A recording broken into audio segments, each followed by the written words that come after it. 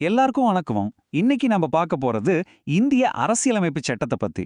இது வெறும் ஒரு டாக்குமெண்ட் மட்டும் இல்ல, நம்ம தேசத்தோட ஆன்மானே சொல்லலாம். அது என்ன, அது எப்படி நம்ம வாழ்க்கைய பாதிக்குது, ஏன் அது அவ்வளவு முக்கியம்னு நம்ம சேர்ந்து பார்க்கலாம் வாங்க. முதல்ல இந்த ஒரு மேற்கோளை பாருங்க. எவ்வளோ ஒரு ஆழமான வார்த்தை இல்லையா? இது வெறும் ரூல்ஸ் அண்ட் ரெகுலேஷன்ஸ் பத்தினது மட்டும் இல்ல. நம்ம எல்லாரும் ஒரு நல்ல நாட்டுல வாழணும்னு கனவு காண்றோம்ல, அந்த கனவோட எழுத்து வடிவம் தான் நம்ம அரசியலமைப்பு. சரி, அப்போ அரசியலமைப்புனா என்ன? அது ஏன் ஒரு தேசத்தோட உச்சபட்ச சட்டம்னு சொல்றோம்?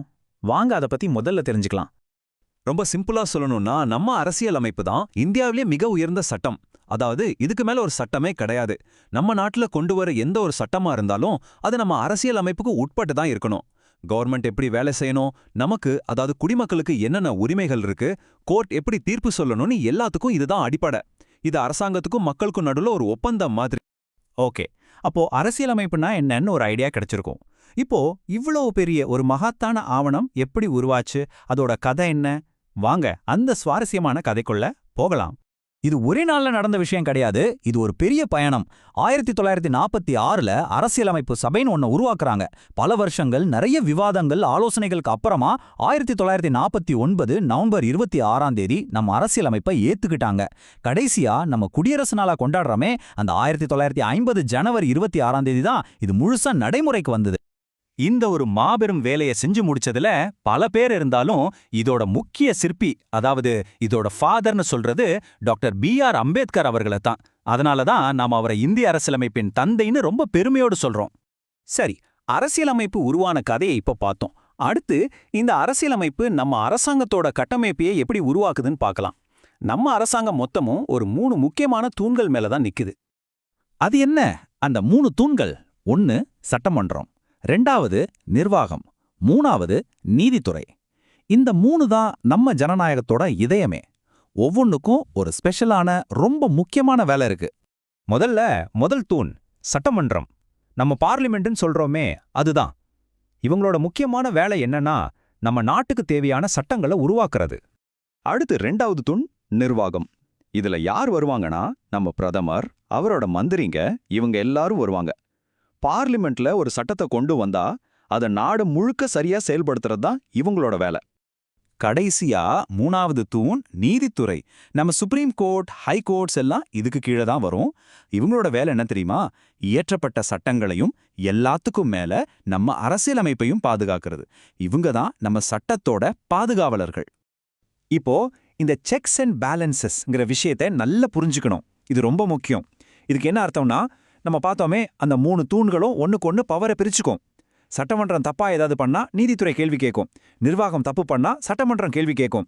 இப்படி ஒன்னை ஒன்னு கண்காணிச்சு கட்டுப்படுத்துறதால யாருமே ரொம்ப சக்தி வாய்ந்தவங்களா மாற முடியாது. ஒருத்தர் கையில எல்லா அதிகாரமும் போயிடாம இது பார்த்துக்கும்.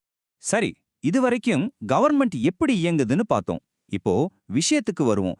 இந்த அரசியலமைப்பு நமக்காக, அதாவது ஒரு சாதாரண குடிமகனோட வாழ்க்கைய எப்படி பாதிக்குது, நமக்கு என்ன உரிமைகள் இருக்கு, என்ன கடமைகள் இருக்கு, வாங்க அத பத்தி பேசலாம்.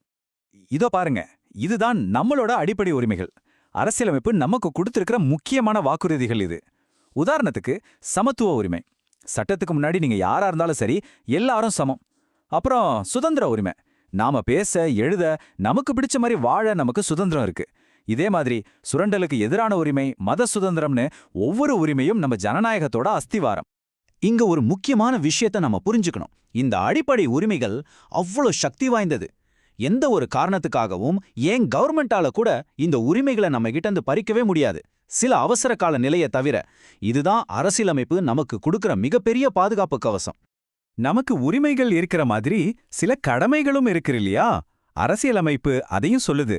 நம்ம தேசத்தையும் தேசிய கொடியையும் மதிக்கணும், நம்ம சுற்றுச்சூழல்ல பாதுகாக்கணும், நாட்டுல ஒற்றுமையா இருக்கணும்.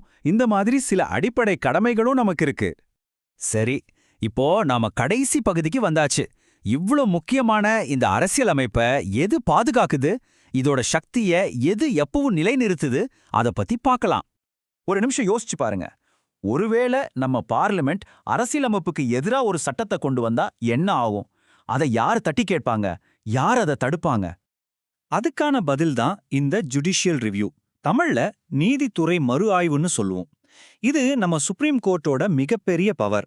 அதாவது பார்லிமெண்ட் கொண்டு வர்ற எந்த ஒரு சட்டமும் நம்ம அரசியலமைப்போட அடிப்படைக்கு எதிரா இருக்குன்னு தெரிஞ்சா அந்த சட்டத்தையே செல்லாதுன்னு சொல்ற அதிகாரம் சுப்ரீம் கோர்ட்டுக்கு இருக்கு. இவங்க தான் அரசியலமைப்போட உண்மையான பாதுகாவலன். அப்போ கடைசியா ஒரு கேள்வி, அரசியலமைப்பு எதுக்கு இவ்ளோ அவசியம்? யோசிச்சு பாருங்க. அது மட்டும் இல்லைன்னா என்ன ஆகும்? அரசாங்கம் நினைச்சதை செய்யலாம், சர்வாதிகாரமா மாறலாம், நம்ம உரிமைகளை எல்லாம் இழந்துடுவோம், நீதிங்கிறது வெறும் வார்த்தையா மட்டும்தான் இருக்கும். அதனால ஒரு சுதந்திரமான நியாயமான சமூகத்துக்கு அரசியலமைப்பு தான் அஸ்திவாரம். நாம ஆரம்பிச்ச அதே மேற்கோளோட முடிக்கலாம். அரசியலமைப்பு ஒரு சட்ட புத்தகம் அல்ல, அது ஒரு தேசத்தின் நியாயமான கனவு. ஆமா, நம்ம அரசியலமைப்பு வெறும் சட்டங்களோ விதிகளோ கிடையாது. அது ஒரு நல்ல, சமத்துவமான, சுதந்திரமான இந்தியாவை உருவாக்கணும் நம்ம எல்லாரும் சேர்ந்து கண்ட ஒரு கனவு. அந்த கனவோட எழுத்து வடிவம் தான் இந்த அரசியலமைப்பு.